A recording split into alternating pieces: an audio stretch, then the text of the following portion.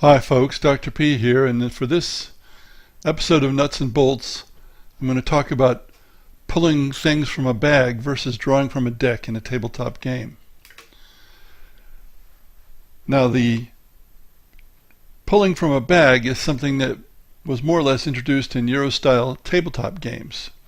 In Carcassonne, for example, the tile-laying game, you draw the next tile to place on the table.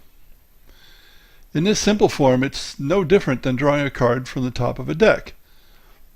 Some things you draw, like tiles, might not stack well, hence the bag.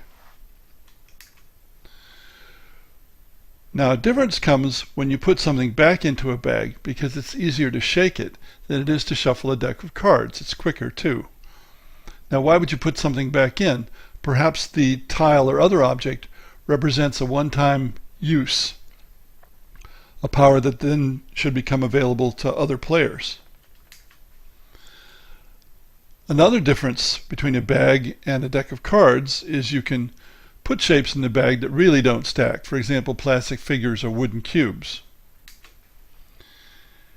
In any case, the decision to put something back in a bag after it's been drawn or used or into a deck has consequences. For example, if it's a bad result and goes back in the bag or into the deck, it could be drawn 3 times in a row, and I talked to somebody recently who had that occur. If it didn't go back in the bag or the deck, it could only happen once. Also, if things don't go back in, players can notice that, for example, many bad results have been drawn, so the remaining ones are more likely to be good results than at the start of the game. You as a designer may want them to notice this, or you may not. Mike Gray of Hasbro told a story about a prototype he showed Hasbro's big design committee. They decided whether that prototype would go on into the further process in Hasbro. Up to that point, only Mike had seen it. This particular game relied on a 50-50 chance coming good to really get going. So each turn you had to flip a coin or whatever it was and get a particular result before the rest of the game could kick into gear. When he showed the game to the committee, something like 13 times in a row, the chance didn't come up, and that was the end of that game.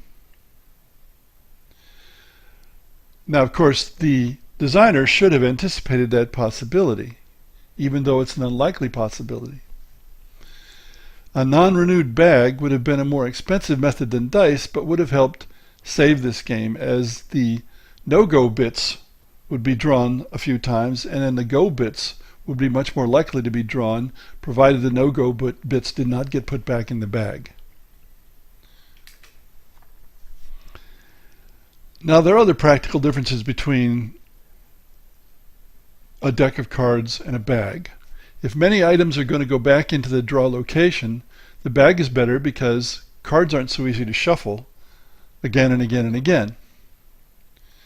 If nothing goes back in, on the other hand, cards are cheaper than tiles in a bag and take less space.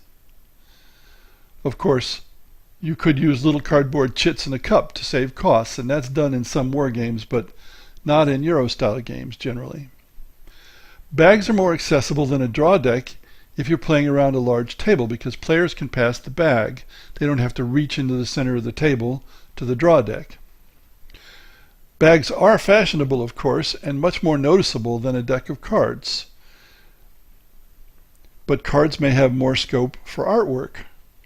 Bags can look very nice, but you don't see what's in the bag generally until it comes out.